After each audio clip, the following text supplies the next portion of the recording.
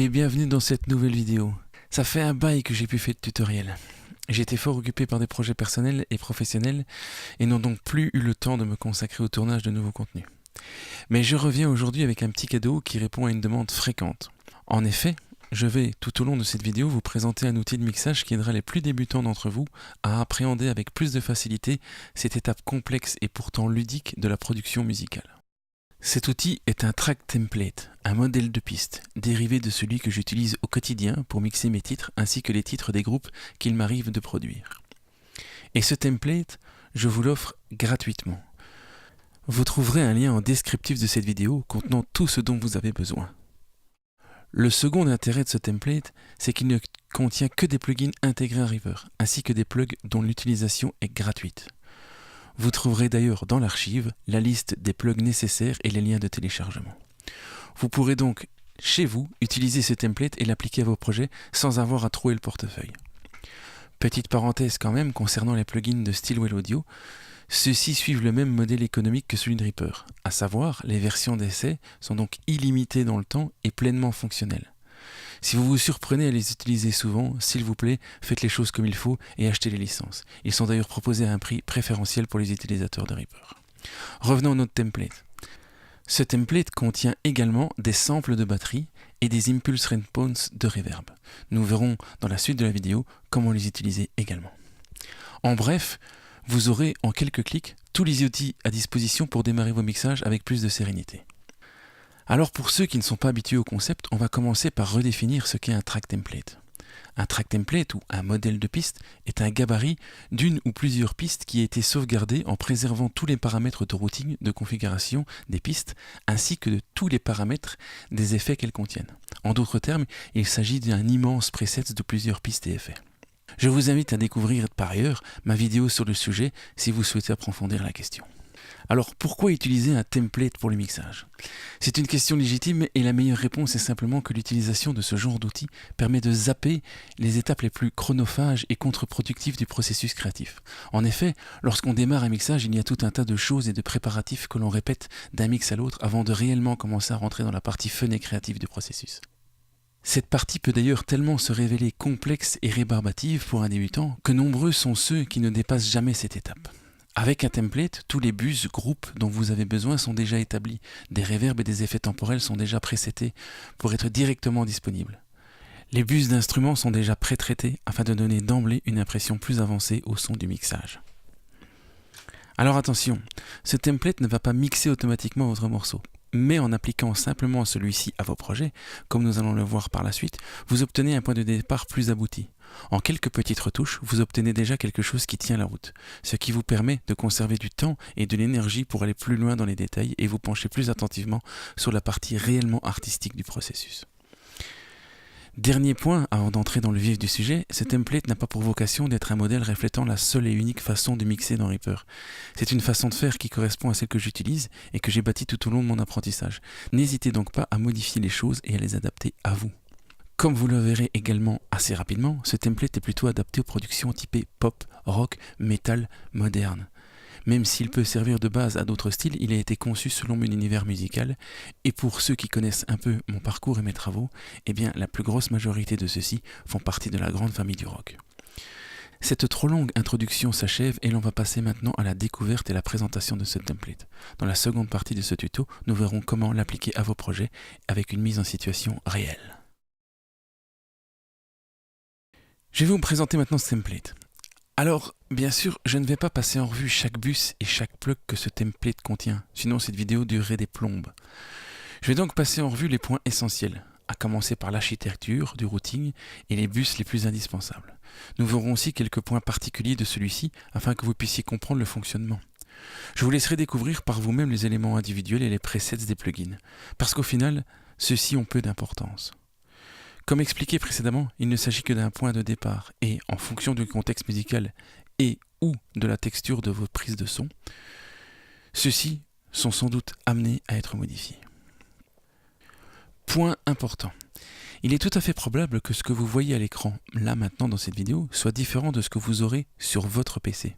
En effet, le track template n'est qu'un modèle de piste. Il ne contient donc pas de thème, de couleur ou de configuration de Reaper particulière.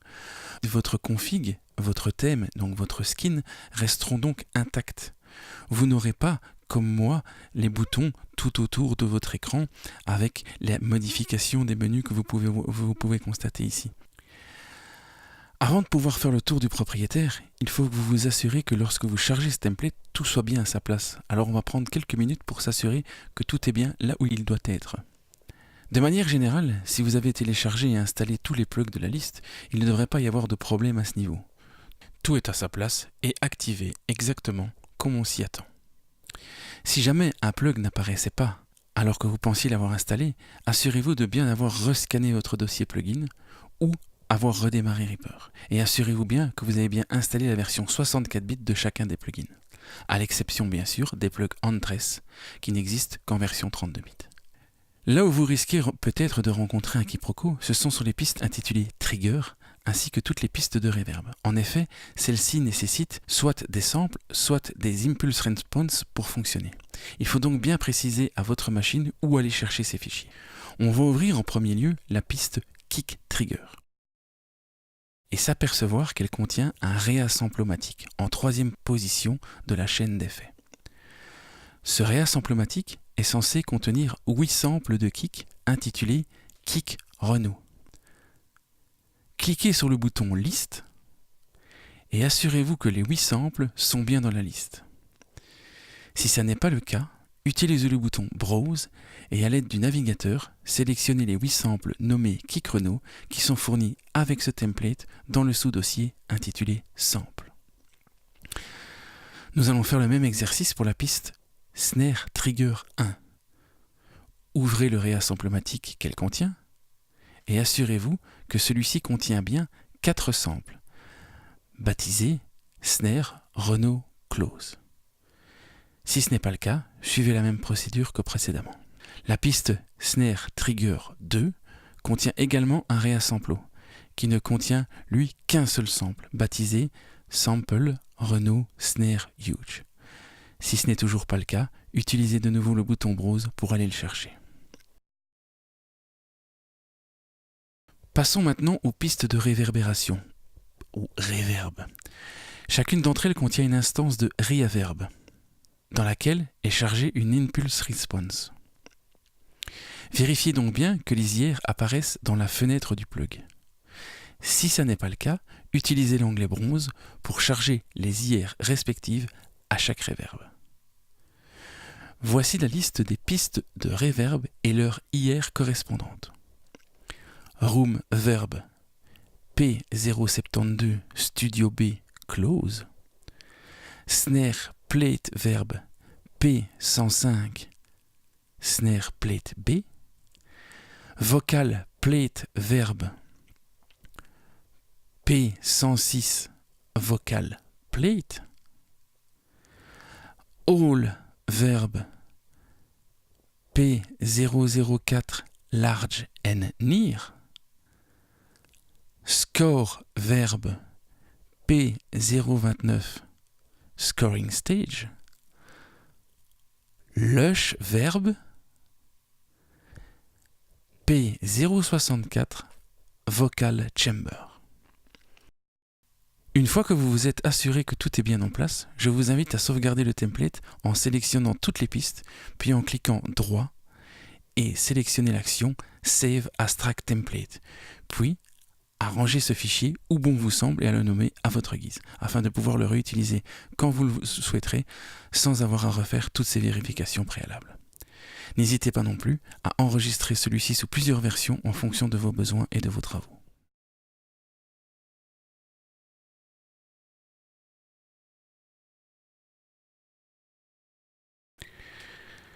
Pour bien comprendre le fonctionnement de ce gabarit, il faut avant tout être un petit peu à l'aise avec l'architecture de Reaper. Ce template a une structure en pyramide, avec, au sommet, une piste submaster qui représente un bus récoltant la sommation de toutes ces pistes filles. Ces pistes filles se décomposent en 2 catégories, avec d'une part des bus d'instruments, qui sont donc également des pistes folders, et qui accueilleront les pistes de vos projets. Certains folders contenant plusieurs autres folders avec une structure hiérarchique. D'autre part, il y a également des pistes que l'on nomme traditionnellement auxiliaires dans le jargon et qui ne sont pas destinées à recevoir directement du signal de façon directe, mais en parallèle d'autres pistes. Prenons quelques instants pour illustrer les différences. Les pistes folders sont donc des bus de sommation agglutinant la somme des flux sonores contenus dans leurs pistes filles. C'est en d'autres termes l'équivalent de pistes groupes dans d'autres DAO. Une autre façon de voir les choses est de se dire que chaque folder est l'équivalent d'un master pour l'ensemble des pistes qu'elle contient. La sortie des pistes contenues dans un folder est donc automatiquement dirigée vers sa piste parente. C'est d'ailleurs pour ça que dans la section routing d'une piste, il y a une case qui se nomme Master Parent. Cette case active donc la sortie directe de la piste pour la router directement vers le master ou vers son parent si celle-ci est contenue dans une piste parente, autrement appelée piste dossier. Les pistes auxiliaires ont une vocation différente. En effet, celles-ci reçoivent le signal en provenance d'une autre piste sans pour autant que la sortie de la piste prélevée soit supprimée.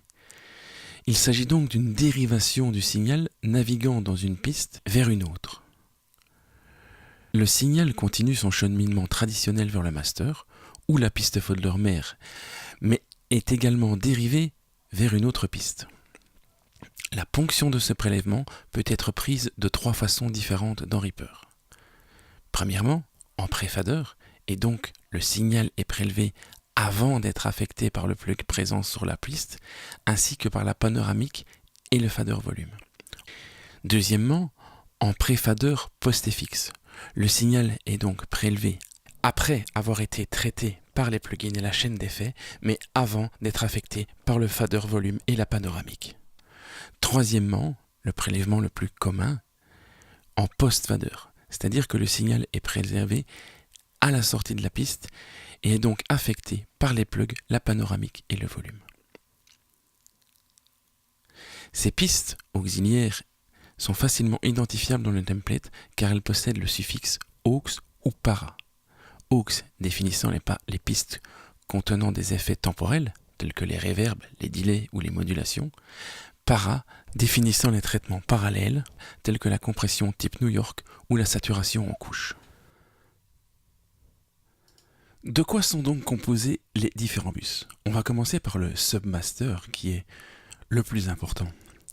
Alors vous constaterez que la plupart, si ce n'est pas tous les bus qui sont présents dans ce template, ont en première instance et comme premier insert ce fameux stéréo channel. Celui-ci n'affecte aucunement le son qu'autrement que par son étage de gain. En fait, celui-ci sert vraiment à établir un bon étage de gain pour rentrer dans la chaîne de son qui suit. Et donc, il vous suffit tout simplement de voir comment les aiguilles du vue-mètre naviguent et d'utiliser le potard de gain vers la gauche pour réduire le son et vers la droite pour augmenter le volume du son, afin de placer les aiguilles du vue-mètre le plus proche possible du zéro vue et établir un étage de gain donc idéal. Juste après cet étage de gain, nous avons un plugin de chez Antres qui est une simulation du fameux compresseur SSL, compresseur de bus master, voilà, avec un settings relativement commun. Le compresseur suivant est un compresseur type FET qui, vous le verrez, est très peu sollicité si vous faites un étage de gain correctement et qui permet de rajouter un petit peu de punch à l'ensemble du mix. Suivi du bombardier, un plug qui est plutôt un compresseur de type RMS, en tout cas de la façon dont il est réglé là, et qui permet d'apporter un peu de glu à l'ensemble du mix. Alors, la présence de 3 compresseurs en cascade peut peut-être surprendre la plupart d'entre vous, mais vous verrez que finalement chacun de ces compresseurs est très peu sollicité et réalise un travail très fin et très nuancé sur l'ensemble du mix afin de contenir le mix et de lui donner une retenue et un côté un petit peu compact. Suit également un plugin JS qui est pour but de légèrement élargir la stéréo. Une EQ qui dessine de façon grossière un petit peu la couleur que l'on peut donner à notre mixage. Bien entendu, je vous invite à changer celle-ci si celle-ci ne vous convient pas. Et ensuite, un autre plug de Stereo Channel qui vous permet de ramener, si besoin en est, le mix aux alentours de moins 18 dB FS, donc 0 VU, avant d'attaquer une éventuelle chaîne de mastering que vous pouvez placer sur votre bus master. Suit ensuite le bus de drums, composé également d'un Stereo Channel, d'un compresseur, d'une EQ et d'un clipper. Alors, comme je vous ai dit précédemment, je ne vais pas passer en revue chacun des bus. Vous constaterez que ceux-ci sont composés un petit peu près tous de la même façon, donc légère compression, légère égalisation pour donner déjà un ensemble cohérent au mix. Et vous constaterez également que certains bus contiennent des départs d'auxiliaires vers les reverbs qui sont déjà setupés. Et vous pouvez donc, via les potards, modifier l'envoi vers les différentes reverbs et bien entendu ouvrir la fenêtre de routing et modifier plusieurs envois ensemble. Alors on va se pencher d'un petit peu plus près sur les pistes de trigger pour comprendre exactement leur fonctionnement. Le but de ces pistes de trigger n'est pas de remplacer le son de votre kick ou de votre snare original. Ils sont là pour augmenter le son de ceux-ci, et ce, en fonctionnement parallèle. Alors un exemple vaut toujours mieux qu'un long discours. Je vais charger ici par exemple, en fin de mon arrangement, une piste contenant des informations en provenance d'une grosse caisse, donc d'un kick. Voilà qui est fait. Je vais donc glisser ma piste kick-in dans mon bus destiné au kick. Je vais réduire un petit peu le volume de cette... je vais utiliser mon outil de gain scale sur lequel je reviendrai après. Voilà, je vais réduire un petit peu le volume pour le rendre plus compatible avec le template. Et je vais faire une copie identique à ce fichier audio sur la piste de trigger. Alors, voici le son du kick original, qui bien sûr passe au travers du template, et voici le son du kick remplacé. Alors pour ceux qui ne sont pas habitués au concept, tout simplement, la chaîne d'effets ici fait en sorte que les impulsions audio en provenance du kick sont transformées en MIDI, et sollicite donc des samples, et donc chaque sample va être joué en lieu et place d'un coup de grosse caisse traditionnel. Et donc c'est à ça que servent ces pistes de trigger, afin de permettre d'avoir en parallèle le son de votre kick naturel augmenté par le biais d'un trigger.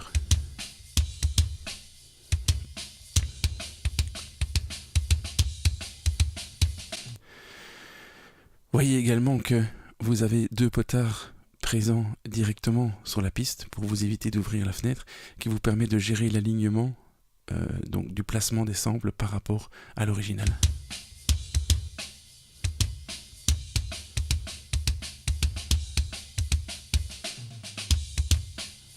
Afin de trouver le meilleur rendement possible. Et vous avez également un potard de pitch qui vous permet d'adapter la tonalité du sample à la tonalité naturelle de votre kick.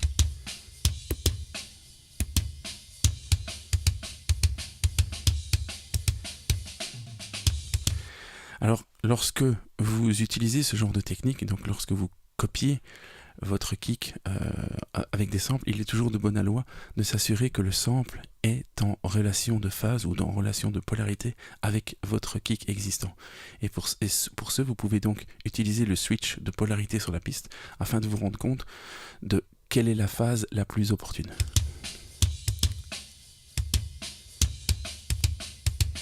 Alors pour ceux qui n'en auraient pas l'habitude d'entendre les différents problèmes de phase, il y a une petite stratégie qui consiste à utiliser un analyseur, par exemple celui ici, le SPAN, qui contient un correlation meter, de placer la source originale d'un côté, la source qui recouvre de l'autre et de faire play. Et on constate ici que le correlation meter a tendance à partir vers le -1, ce qui nous indique que la corrélation de phase n'est pas idéale. J'inverse la phase. C'est encore pire. Je peux donc essayer de jouer sur le pitch.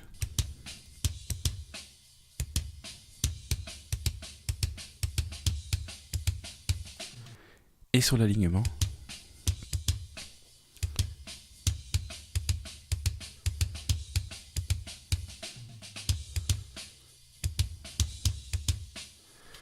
Pour essayer de le ramener dans des proportions plus acceptables.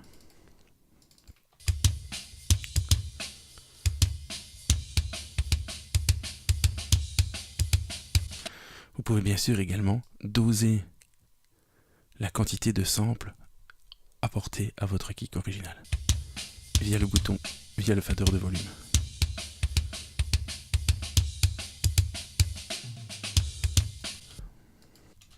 Nous pouvons faire le même exercice sur les 2 pistes de snare trigger. Je vais donc importer ici l'équivalent d'une piste de snare top, donc le micro de dessus de la caisse claire. Je définis un étage de gain propice. Je glisse donc ma snare dans ma piste, dans mon bus de snare. Je recopie celle-ci sur les 2 pistes de snare et je peux donc écouter comment se comporte l'addition de l'original avec le sample.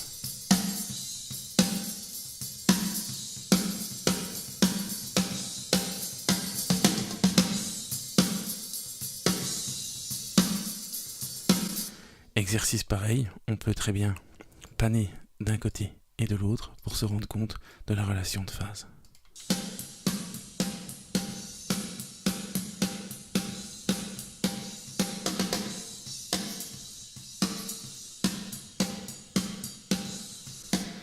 On se rend compte qu'avec la polarité inversée, le correlation meter a tendance à rester plus vers le côté positif lorsque l'impact de la caisse claire est donné. Ces deux samples, ici, ces 2 pistes de samples étant parfaitement en relation de phase, si vous devez inverser la phase sur cette piste-ci, ça veut dire que vous devez automatiquement l'inverser sur l'autre.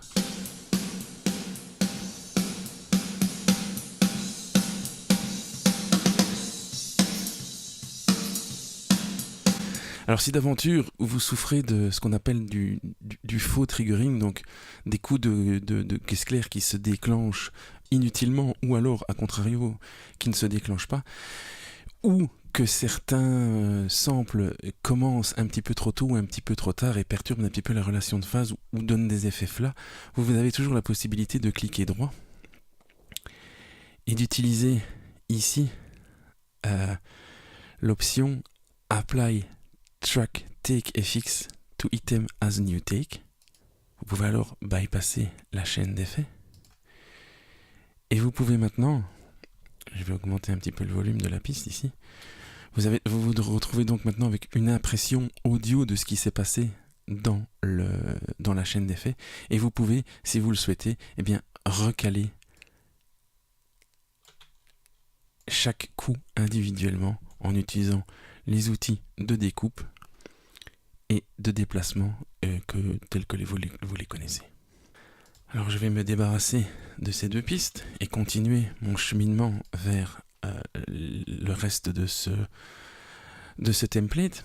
Il y a une piste qui ressemble un petit peu au trigger qui se renomme ici Bass DI sans amp. Alors en réalité, elle est nommée sans amp, mais c'est pas du tout un sans amp qu'elle contient. C'est parce que, comme je vous l'ai dit au début, c'est un dérivé de mon template habituel sur lequel j'utilise une simulation de sans amp. Ici, j'ai dû remplacer par du gratuit et donc j'ai laissé le nom intact, mais j'ai mis un autre plugin qui est donc celui-ci. Et alors comment ce plugin doit être utilisé? Eh bien c'est pareil, c'est aussi un traitement parallèle. Donc imaginons que j'ai une basse DI sur cette piste. Je vais glisser ma piste de basse DI dans mon bus réservé aux basses, et je vais créer une copie de cette DI et la placer sur mon bus de basse sans amp. En réalité, ce son que vous allez entendre, si je l'écoute de façon isolée, est assez pénible de premier abord parce qu'il induit beaucoup de distorsion sur la basse. Alors que l'original sonne comme ceci. C'est un peu le même principe que l'augmentation du son naturel par l'induction de sample. Ici, on augmente un petit peu la capacité de percer le mix et de rester et donc de vivre dans un mix de la basse en lui mettant une distorsion en couche. Les deux ensemble sonnent comme ceci.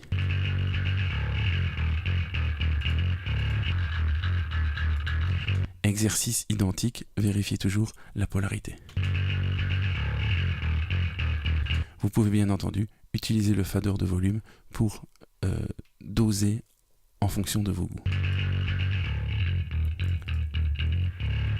Je vous invite à faire ce genre de dosage en contexte du mixage.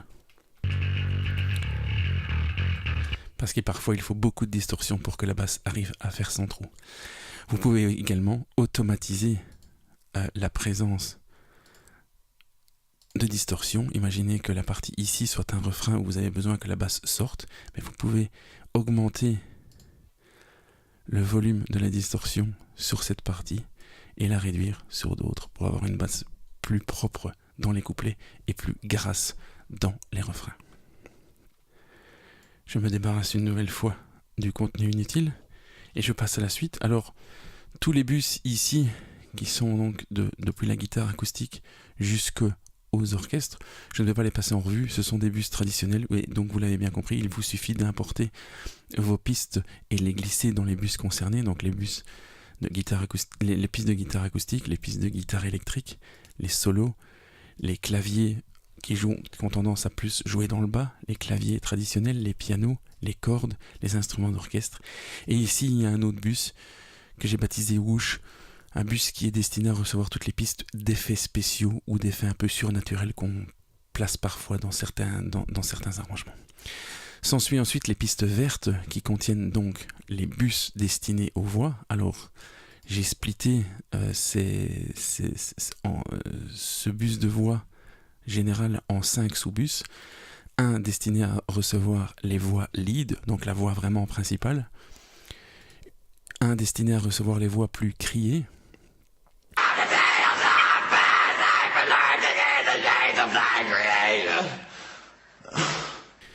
Un destiné à recevoir les background vocals, donc les voix d'arrière-plan.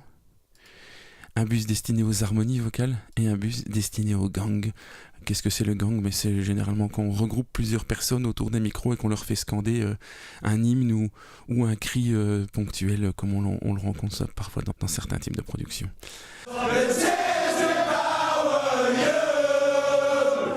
En parallèle de tous ces bus, vous trouverez également 2 bus parallèles.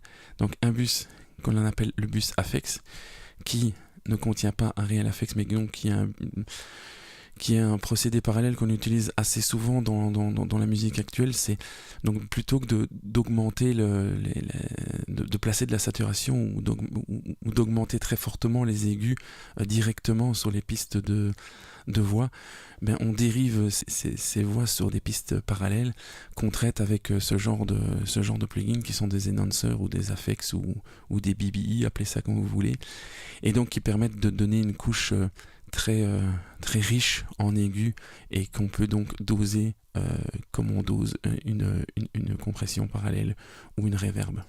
Vous avez également ici un bus qui s'appelle Voxdirt et qui est donc un bus de compression parallèle, comme on le retrouve également ici sur le bus de batterie. S'ensuivent ensuite toutes les pistes auxiliaires que nous avons déjà mentionnées plus tôt. Nous allons maintenant voir comment utiliser ce template en situation réelle en nous basant sur un mix existant. A tout de suite.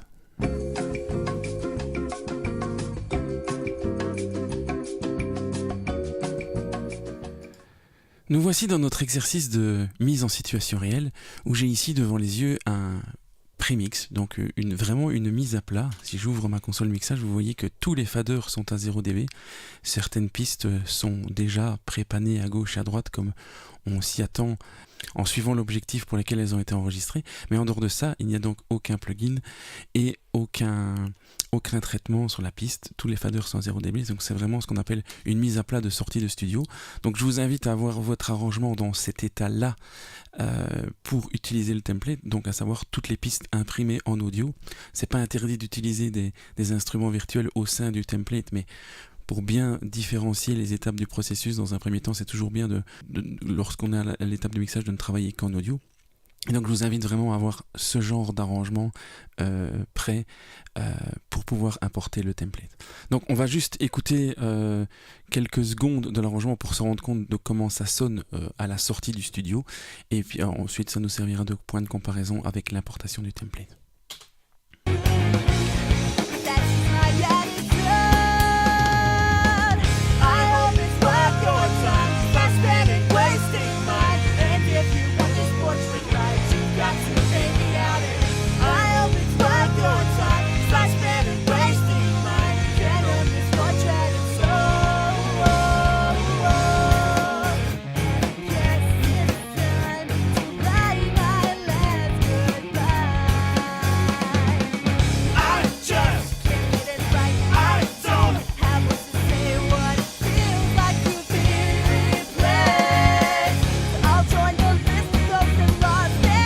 Voilà, on en a assez pour se faire une idée. Donc, on se rend compte, ça sonne pas mal pour de la prise de son direct. Maintenant, c'est très très plat. Certaines pistes manquent de contrôle, ont tendance à disparaître et réapparaître. C'est le cas principalement du chant lead. Et surtout, il n'y a absolument aucune profondeur dans le son. C'est vraiment du son plat, 2 dimensions. Et le tout sonne très, j'ai envie de dire, muddy, donc très chargé en bas médium, en basse et finalement a très peu de brillance et de précision dans le son. Donc nous allons importer notre template. Alors comment faire? C'est assez simple. Je vais simplement déposer le template ici dans ma fenêtre d'arrangement. Alors pour bien rentrer dans le canevas, je vous invite à sélectionner toutes vos pistes, à les normaliser. Donc il y a 2 actions pour ça. Donc normalize item, et ensuite une fois que vous les avez normalisés, eh bien, vous réduisez tout de 6 dB via l'action nudge item volume moins 1 dB. Et vous réalisez donc 6 fois cette action pour que chacun des items finalement soit normalisé à moins 6 dB full scale. Alors il vous est possible, comme moi, de faire une petite custom action prévue à cet effet, que je vous montre directement, que j'ai baptisé Gain Stage, et qui est donc composée des actions suivantes: sélectionner tous les items, resetter les items à leur valeur de départ, les normaliser et réduire de 6 dB, et ensuite tous les désélectionner.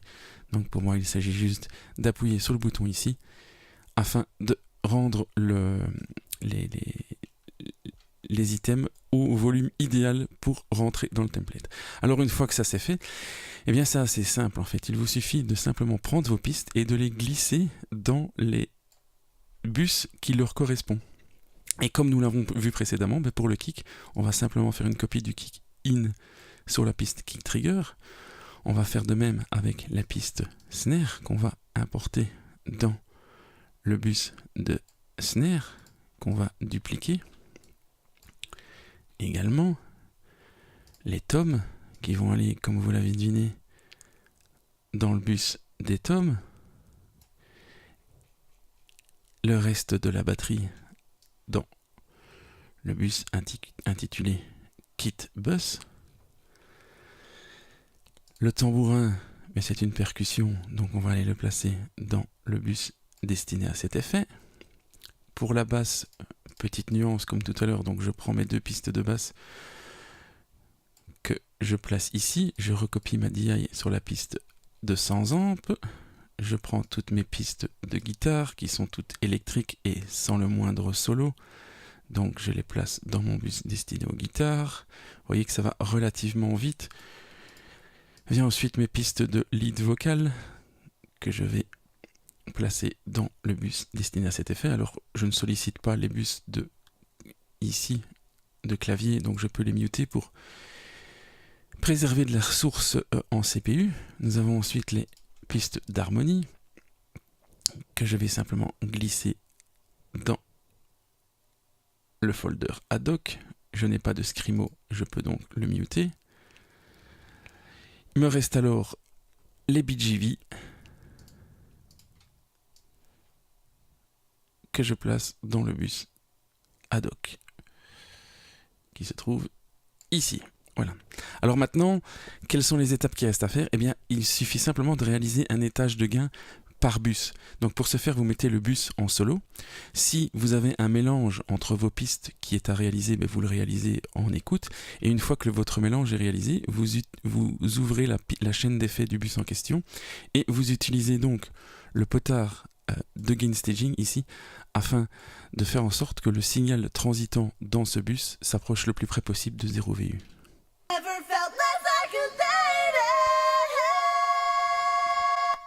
Voilà qui est fait. On va faire pareil avec les background vocals. C'est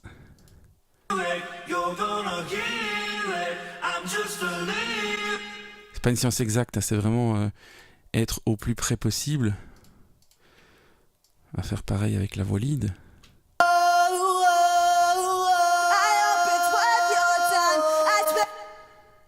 Voilà. Vous entendez qu'il y a beaucoup de chorus et de doubleurs sur la voix qui, en solo, ça paraît peut-être un petit peu étrange, mais vous verrez que dans le mix, il faudra peut-être redoser selon vos goûts, mais souvent ça marche bien. Les guitares, je vais faire pareil. Voilà, elles étaient déjà au bon niveau. La basse, même exercice. Alors ici, je peux bien sûr faire mon mélange entre les trois pistes.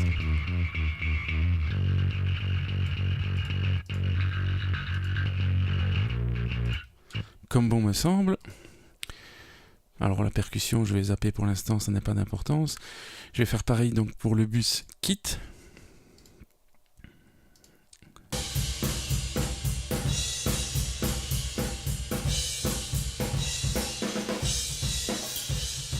Voilà, et le mélange me paraît pas trop mal entre les overheads et tout. La piste de tom. Ça manque un peu de gain. Voilà qui est fait. La caisse claire.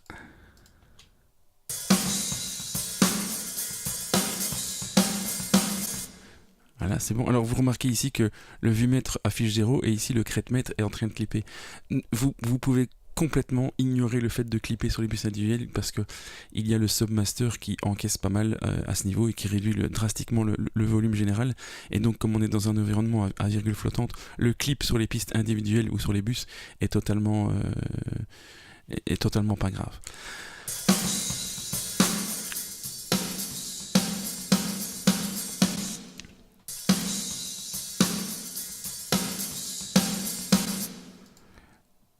Voilà, reste le kick.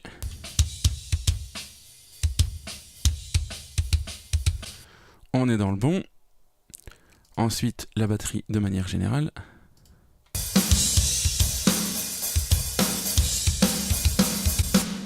Vous voyez, on ne clip déjà plus le bus de batterie. Et ensuite, eh bien, le général. Donc, une fois que tous les bus sont passés en revue, on fait le même exercice en mettant play, en mettant en solo, mais c'est même pas utile. Mais bon, c'est juste par souci de procédure. Le submaster, et on fait pareil, on utilise ce potard pour amener tout le mix aux environs de 0 V.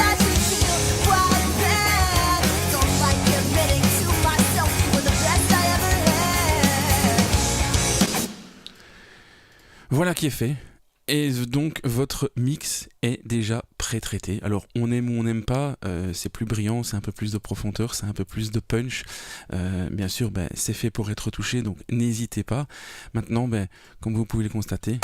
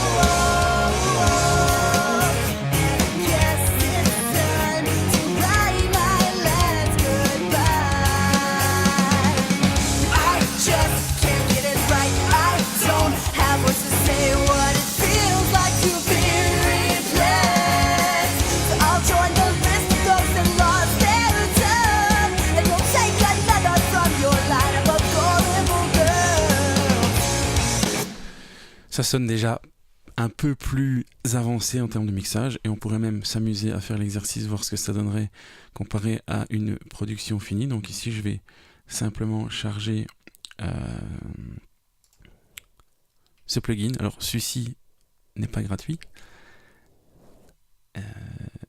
il fait partie d'un pack assez connu,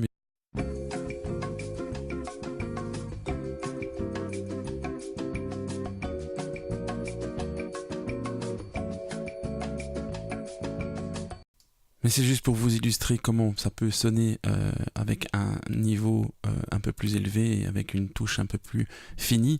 Donc faites attention, si vous écoutez au casque ou sur des enceintes, le son va drastiquement être augmenté ici. Je vais faire ça à la sauvage.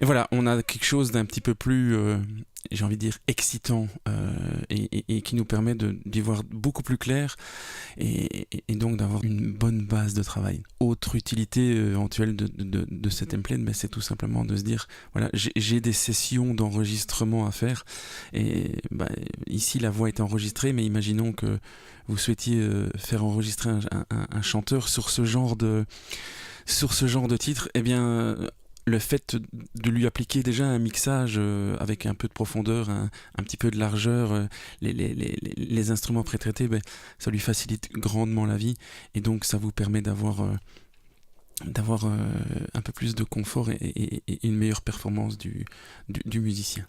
Notez également que la particularité de ce template, c'est qu'il ne sollicite aucune latence, donc aucun des plugins utilisés n'induit une latence. Alors certes, en mixage, la latence est compensée, mais ça veut dire également que vous pouvez utiliser ce template de mixage en situation live. Et ça, c'est selon moi un bon gros avantage. Constatez ici, moi j'ai une machine qui est quand même relativement solide, mais que au niveau consommation CPU, on est dans les sphères très acceptables. Aucun des plugins ici n'est vraiment gourmand. Donc bien sûr, ça ne vous empêche pas d'importer vos propres plugins en plus, mais comme base pour commencer, si vous avez un PC un petit peu récent, mais vous ne le mettez pas à genoux d'entrée de jeu. Voilà, ce tutoriel est maintenant terminé. Merci, bon amusement et à la prochaine. Ciao.